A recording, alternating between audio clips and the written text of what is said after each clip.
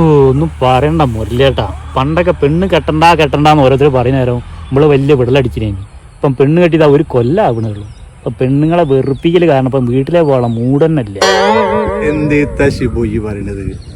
ഈ ആ ഭാഗത്തേ നോക്ക്, കംപ്ലീറ്റ് എനിക്ക് പച്ചയായിട്ട് തോന്നുന്നില്ലേ? അവിടെ പോയാൽ അറിയാം അവിടുത്തെ സ്ഥിതി. പിന്നെ ഓരോ കുടുംബത്തിലും ഓരോ പ്രശ്നങ്ങളുണ്ട്. പക്ഷെ എൻ്റെ കുടുംബത്തിൽ അങ്ങനത്തെ യാതൊരു പ്രശ്നമില്ല കേട്ടോ. ഇതുവരെ അതിൽ ആ വഴിക്കെങ്ങാനും പോകുമ്പോൾ അവിടുന്ന് എന്താ ഒച്ചപ്പാടോ ബഹളോ ഞങ്ങൾ തമ്മിൽ ഒരു മുഖം കറുപ്പിക്കലോ ഇതുവരെ കണ്ടില്ലല്ലോ. അത് ശരിയാണോ മുരളിയേട്ടാ? അതെങ്ങനെ സാധിക്കണേ? ഈ ഇപ്പോൾ ഒരു രാഷ്ട്രീയക്കാരനല്ലേ? ഈ ഇപ്പോൾ ഒരു കടയിൽ കുത്തിരിക്കുമ്പോൾ അവിടുത്തെ റേഡിയോത്തിൽ നിന്ന് എൻ്റെ പാർട്ടീനെ പറ്റി ഇങ്ങനെ തുരുതുരാ കുറ്റം പറയുകയാണെങ്കിൽ ഈ എന്താ ചെയ്യാ? അത് ശരി, റേഡിയോത്തിൽ പറയുന്നത് ഞാൻ എന്ത് ചെയ്യാനാ? അതാണെന്ന് പറഞ്ഞോട്ടെ ആയിരിക്കും. അതുപോലെയാണ് പെണ്ണുങ്ങളെ കാര്യം. ഓല് റേഡിയോ മാതിരി കണകുണാന്ന് പറഞ്ഞു കൊടുക്കും. എന്ത് കേട്ടാലും ഉമ്പള് ക മ എന്നൊരക്ഷരം മിണ്ടാതെക്കണം.